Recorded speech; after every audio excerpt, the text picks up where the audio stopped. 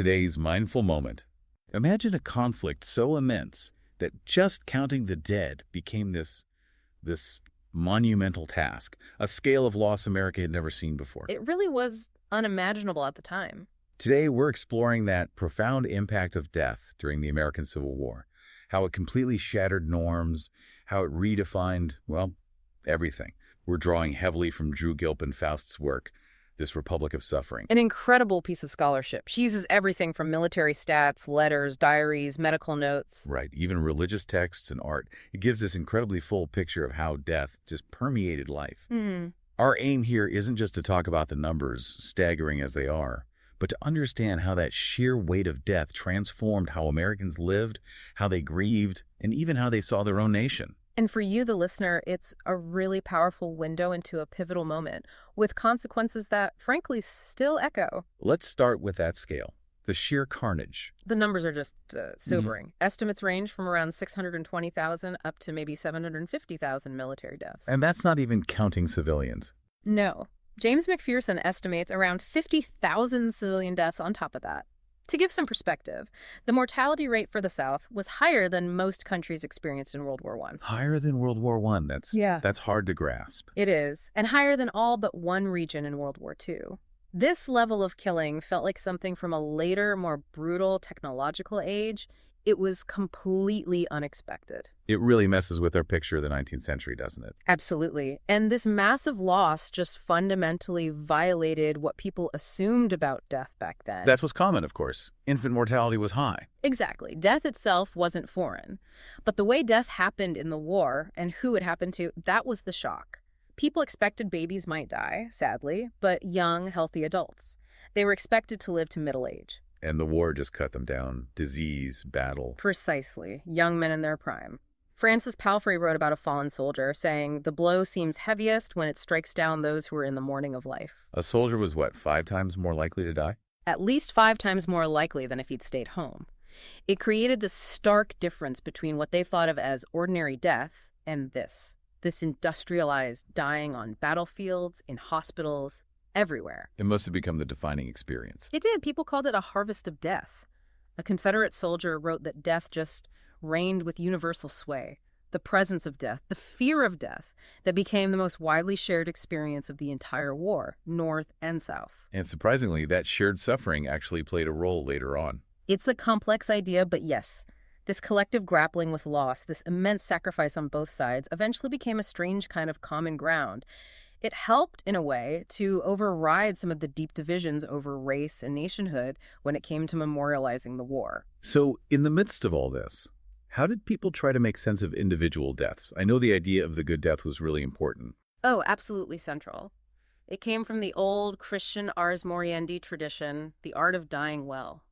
It was about facing death with faith, with composure, surrounded by family if possible, leaving last words. A whole ritual. And it wasn't just strictly religious people who followed this. No, it had become a broader cultural expectation, part of respectable middle-class behavior. There were countless books and pamphlets about how to die properly. It gave structure and meaning to life's end. But how could you possibly have a good death in the middle of a chaotic battlefield? Or in a field hospital? Well, they adapted. They had to. Condolence letters became incredibly important. They tried to act as witnesses, describing the final moments, assuring families the soldier died bravely or peacefully. People really tried to maintain those rituals even under impossible conditions. They did.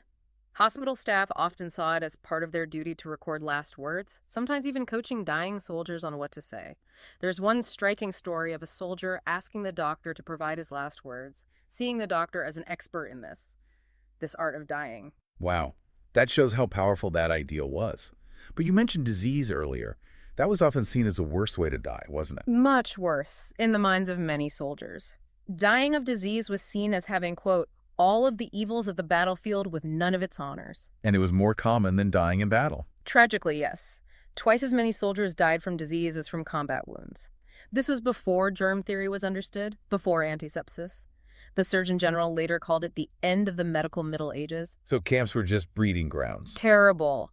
First, epidemics like measles and mumps swept through the raw recruits. Then came the chronic camp illnesses, Diarrhea, dysentery, typhoid, malaria. Contaminated water from latrines was a huge problem. Bowel complaints were almost universal. And surgery. Also rudimentary. Without antisepsis, infection was rampant. Surgeons unknowingly spread disease from patient to patient. Gangrene was horrifyingly common. So you had this ideal of the good death clashing with the reality of disease and brutal battlefield trauma. What about the act of killing itself? Soldiers had to be willing to die, but also to kill. That was the other side of the coin. Sacrifice was central. Confederate chaplains literally told soldiers, "Soldier, your business is to die." Many went into it expecting, even accepting, that possibility. E.G. Abbott wrote he joined to lay down my life. But taking a life, Yeah. that's different. Profoundly different. Orestes Brownson called killing the harder courage. Oh. Soldiers had to overcome, everything they understood about being human, being Christian in that era to do it. What drove them? Duty. Self-preservation. All of that. Duty to the cause, duty to their comrades, definitely self-defense in the heat of battle. But as the war dragged on, vengeance became a powerful motivator too. Seeing friends killed, it fueled a desire for retribution. It's interesting how we process these really complex, difficult emotions and actions. Understanding motivations like revenge. It reminds me there are channels like Mindful Moments in our podcasts on YouTube that analyze how stories, even historical ones, help us explore these tougher aspects of human experience through audiobook analysis. That's an interesting connection, because you see that internal conflict in soldiers' letters. Hugh MacLeese wrote about trying not to be brutal to prisoners, but then you have Oliver Norton, who, after seeing his comrades fall, just wanted to kill, kill, kill, no mercy. Some accounts describe soldiers almost losing themselves in battle. Yes, losing their semblance of humanity, entering a kind of frenzy. There are really disturbing stories, like a Confederate doing an Indian war dance around a dying Union soldier, or Osmond Latrobe writing about the pleasure he took seeing hundreds of enemy dead after Antietam.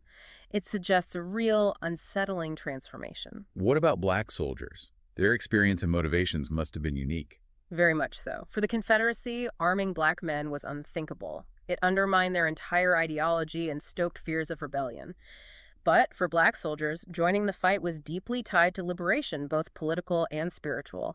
They often wrote about sacrifice for freedom. Like the quote from the Wounded Soldiers. Exactly. If all our people get their freedom, we can afford to die. Service was a path to citizenship, to manhood, to redeeming the race in the eyes of the nation and God. Figures like Captain Andre Caillou, a free man of color killed leading his troops, became powerful symbols. His funeral was a major public event.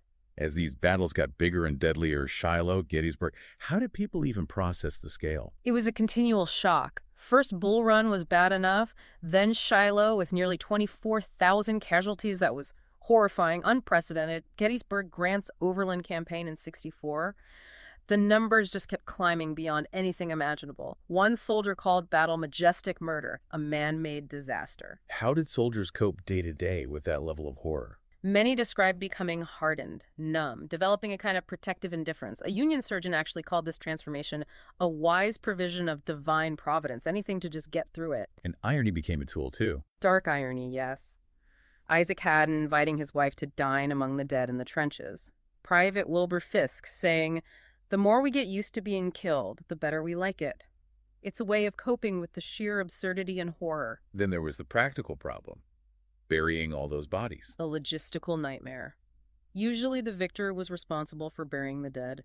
Early in the war, there was outrage if the losers abandoned their dead, but that faded quickly out of necessity. Meade's quote after Gettysburg. "I cannot delay to pick up the debris of the battlefield. It was brutal. Mass graves were common, sometimes just shallow trenches. At Gettysburg, Confederates buried maybe 150 men to a trench. Sometimes the enemy dead were left unburied deliberately to demoralize survivors." Yet there were still efforts to maintain dignity. The Latane painting, for example. Yes, the burial of Latani became iconic in the South. A Confederate officer buried by women and enslaved people behind enemy lines. It connected war death to Christian tradition, Southern nationalism. And on the personal level, you have stories like Henry Bowditch traveling miles under difficult conditions just to find and retrieve his son's body for a proper burial back home. Which brings us to identification. So many were lost, just missing. It's a huge contrast to today. We assume every effort will be made. Back then, Not so much. Casualty lists were chaotic, incomplete. Families relied on charities, wrote desperate letters. Searching for any news. Any scrap of information. Soldiers tried informal methods, writing names in Bibles, wearing engraved pins. Catherine Wormley, a nurse, pinned names on dying, speechless soldiers so they wouldn't just die like dogs, unnamed. Where? Newspapers ran columns with inquiries, but for so many, like Fanny Scott searching for her son for years, there was just enduring uncertainty. Was he dead? A prisoner? In an asylum? That uncertainty must have been unbearable, wanting proof. Exactly. Making the loss real. There's a story of a young wife at Antietam insisting on seeing her husband's disinterred body, just to know for sure. That need for tangible proof, for closure, was immense and often unmet. Once death was confirmed or accepted, then came mourning. Were there strict rules for that? Oh yes, especially for women. Mid-19th century mourning had prescribed stages, specific clothing, deep mourning, half mourning. The war, especially in the South with shortages, made adhering to these difficult. But the desire for those rituals remained strong. Southern women in black became this uniform sorority of grief. And public mourning for figures like Jackson or Lincoln was huge. Enormous. Lincoln's death in particular prompted this massive outpouring, especially from black Americans who saw him as their deliverer. But mourning was also something people felt they had to learn. Funeral sermons often guided people on how to grieve, how to find consolation. Different approaches to finding meaning in that grief. Ministers offered different paths. Some focused on acceptance of God's will, others on grief as a process to work through. Individuals found their own ways too. Henry Bowditch, the father who retrieved his son's body, found solace in a poem and created personal memorials, like having his son's sword carved onto the gravestone. All this death must have shaken people's faith too. How could God allow this? A profound theological crisis for many. How could this carnage be God's will? Especially alongside new scientific ideas like geology and Darwinism challenging traditional beliefs. Some doubled down on the individual soul's destiny, on the good death. Others found comfort in new ideas about heaven. Heaven became more prominent. Very much so. Ideas influenced by Swedenborg became popular, a heaven that was familiar, like Earth, where you'd be reunited with loved ones. Books like Heaven Our Home were bestsellers. Spiritualism also offered comfort, the idea that the dead weren't truly gone, just behind a thin veil. But not everyone found comfort. Doubt must have grown. Absolutely. For many, it became harder and harder to reconcile the scale of death with a benevolent God. Providential interpretations arose, trying to see God's plan in the war, framing the suffering as necessary for some greater purpose, like national redemption. Horace Bushnell argued the war's blood had hallowed the nation, purchased a new, grander future. That struggle seems reflected in the writing of the time, a shift towards realism. Definitely. The sheer horror created space for irony, a way to bridge the gap between sentimental ideals about war and the brutal reality. Think of Ambrose Bierce, a veteran himself. His Devil's Dictionary definition of dead. Exactly. Sardonic, unflinching. He saw death as random, often pointless, the opposite of the ars moriendi. Herman Melville's battle pieces also wrestled with this sense that the war was almost beyond telling, that it broke traditional forms. Emily Dickinson, already obsessed with death, found the war gave her a new, stark vocabulary for it. Many felt it was just indescribable. Yes, Oliver Wendell Holmes Jr. called the experience incommunicable. Soldiers, nurses, they all struggled to find words for what they'd seen and endured. A failure of language in the face of such horror. So finally, there was this need to account for the dead. To count them, name them. It became a national obligation, as Horace Bushnell argued. The nation owed it to the dead to make their sacrifice meaningful. People like Walt Whitman traveled extensively, documenting graves, pushing for national cemeteries. Clara Barton insisted naming the dead was the government's job. Why national cemeteries? It was partly about recognizing the common soldier's sacrifice, an assertion of equality in death. The Union put significant effort into this. In the South, women formed ladies' memorial associations to do similar work for Confederate soldiers, often as a form of continued resistance or asserting Southern identity. But the counting itself was difficult. Hugely difficult. Records were incomplete, officers failed to report, the bureaucracy was overwhelmed. Yet, figures like General Sherman used casualty counts almost strategically to claim victory, to understand the brutal math of war. But it was always this tension, the individual tragedy versus the impersonal statistic. The effort to count was also an effort to find meaning. Precisely. To impose some order, some human value on this unprecedented, almost incomprehensible loss. It's clear the Civil War's death toll just fundamentally reshaped America. challenged beliefs, created this shared suffering, forced new ways of grieving, remembering, even questioning God. And just trying to count the dead became this huge national project. A reflection of a changing sense of national responsibility and the value placed on individual lives, even in the face of mass death. It makes you think, doesn't it? Yeah. How that period of intense loss still shapes how we think about sacrifice, about national identity, about what it means to belong to something larger than yourself. The echoes are definitely still there. Very powerful legacy to consider. Please subscribe if you'd like to hear more explorations like this one. Share with anyone who thinks understanding the past is essential.